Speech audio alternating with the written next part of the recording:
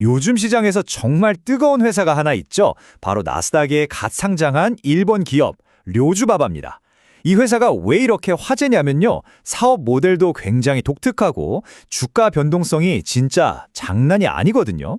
그래서 오늘은 이 료주바바라는 회사, 과연 대박의 기회일지 아니면 쪽박의 신호일지 그 잠재력과 위험 요인을 아주 샅샅이 파헤쳐 보겠습니다.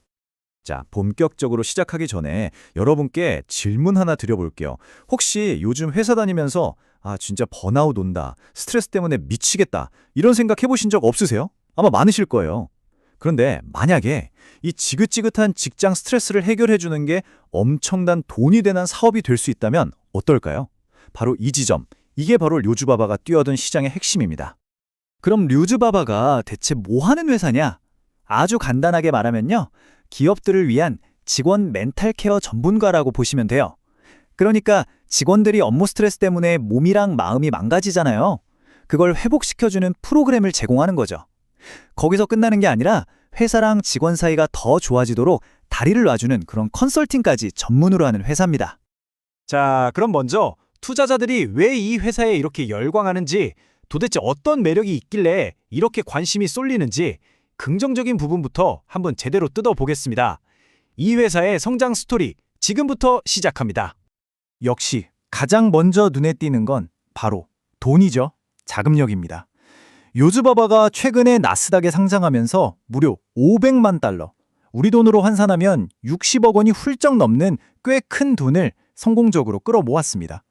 이 돈이 바로 앞으로 전 세계로 뻗어나가는 데 쓰일 아주 중요한 실탄이 되는 거죠. 근데 여기서 정말 중요한 포인트가 있어요. 그냥 IPO로 돈만 많이 번 게 아니라는 겁니다. 실제로 사업도 아주 잘 되고 있어요.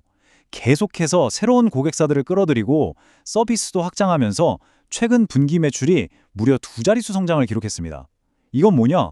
시장에서 이 회사의 서비스가 먹힌다는 아주 확실한 증거라고 볼 수 있겠죠? 이렇게 실적이 좋으니까 당연히 주가도 따라오겠죠? 상장한 지 얼마 안 됐는데도 불구하고 보세요.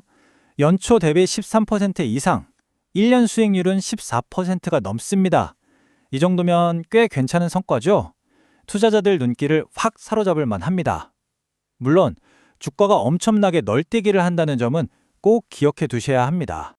기업과 직원 간의 건설적인 관계를 만든다. 이게 료주바바의 미션인데 이게 그냥 멋있는 말이 아니에요. 요즘 투자 시장에서 가장 핫한 키워드가 뭐죠? 바로 ESG잖아요.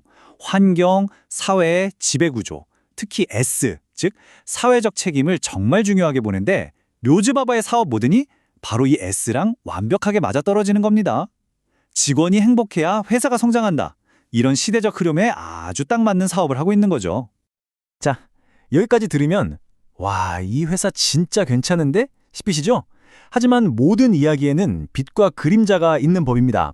지금부터는 이 화려한 성장 스토리 뒤에 감춰진 어쩌면 훨씬 더 중요할 수 있는 리스크들, 위험 신호들을 하나씩 파헤쳐 보겠습니다.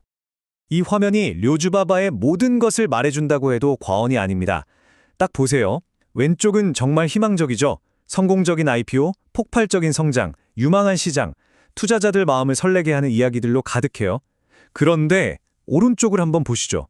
당장 돈은 못 벌고 있고 소송은 무려 8건이나 걸려 있고 과거에도 법을 잘 안 지킨 기록까지. 이건 뭐 빨간불이 번쩍번쩍 켜진 느낌이죠. 이 극과 극의 두 얼굴, 이게 바로 료주바바의 현실입니다. 자, 이 숫자 약 13억 원. 이게 뭘 의미하는 숫자일까요? 바로 현재 료주바바가 물어줘야 할지도 모르는 돈입니다. 지금 걸려있는 소송이 8건인데 그 소송가액을 합치면 이 정도가 된다는 거예요. 이건 정말 회사 운영에 엄청난 부담이 될 수 있는, 그냥 지나칠 수 없는 아주 큰 리스크입니다. 문제가 소송 하나로 끝나면 좋겠는데 그게 아닙니다. 이 회사의 과거를 들여다보면요. 주주총회를 제때 안 열거나 세금을 늦게 내는 등, 아니 이건 정말 회사를 운영하는 데 있어서 기본 중에 기본이잖아요. 이런 기본적인 것들을 제대로 지키지 않았던 기록들이 있어요. 이러면 투자자 입장에서는 이 회사 경영을 제대로 하고 있는 거 맞아? 내부 시스템이 완전 엉망인 거 아니야? 이런 의심을 할 수밖에 없는 거죠.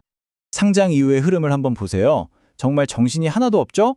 8월에 짜잔 하고 화려하게 나스닥에 데뷔했는데 한 달 만에 갑자기 CEO가 CFO 역할까지 맡게 됩니다. 그리고 바로 다음 달에는 주가가 막 미친 듯이 오르내리면서 시장에서 가장 활발한 주식, 다시 말해 가장 불안정한 주식 중 하나로 찍혀버렸어요. 정말 한치 앞을 알 수 없는 롤러코스터를 탄 거죠. 여기서 CEO가 CFO를 겸임한다는 게 왜 문제냐? 이게 핵심입니다. 물론 좋게 보면 CEO가 재무까지 직접 챙기는구나, 책임감이 있네라고 생각할 수도 있어요. 하지만 보통은 그렇게 보지 않죠. 갑자기 재무총괄 임원이 그만뒀거나 아니면 그 자리에 안친가는 사람을 도저히 못 구하고 있다는 아주 안 좋은 신호의 가능성이 훨씬 높습니다. 회사의 재무 관리에 뭔가 큰 구멍이 생겼다는 뜻일 수도 있으니까 투자자들 입장에서는 당연히 불안할 수밖에 없는 겁니다. 자, 그럼 이쯤에서 한번 정리를 해봐야겠죠? 지금까지 우리가 본 이 회사의 밝은 면과 어두운 면, 이 상반된 정보들을 종합해서 결론을 한번 내려보겠습니다. 이 표를 보시면 한눈에 정리가 되실 겁니다. 왼쪽 이 회사를 좋게 보는 쪽 강세로는 매출 성장세 좋고 시장도 계속 커지고 IPO로 돈도 많다고 말합니다. 반면에 오른쪽 안 좋게 보는 쪽 약세로는 근데 당장 돈은 못 벌고 소송 걸린 것도 많고 과거에 문제도 있었잖아. 주가도 너무 불안해. 라고 지적하죠. 정말 팽팽하죠? 여러분이 보시기엔 어느 쪽 주장에 더 마음이 가시나요? 결국 류즈바바 투자의 핵심은 이겁니다. 직장인 스트레스 해결이라는 사업 아이디어 자체는 정말 기가 막히게 좋아요. 시대가 원하는 바로 그 사업이죠. 하지만 아이디어만 좋다고 회사가 성공하는 건 아니잖아요. 실제로 회사를 굴리는 걸 보니 재무적으로도 불안하고 법적인 문제도 많고 이 이상과 현실 사이의 거리가 너무나도 명확하게 보인다는 거죠. 딱 전형적인 하이리스크, 하이리턴 종목이라고 할 수 있겠습니다. 자, 그래서 결론이 뭐냐고요?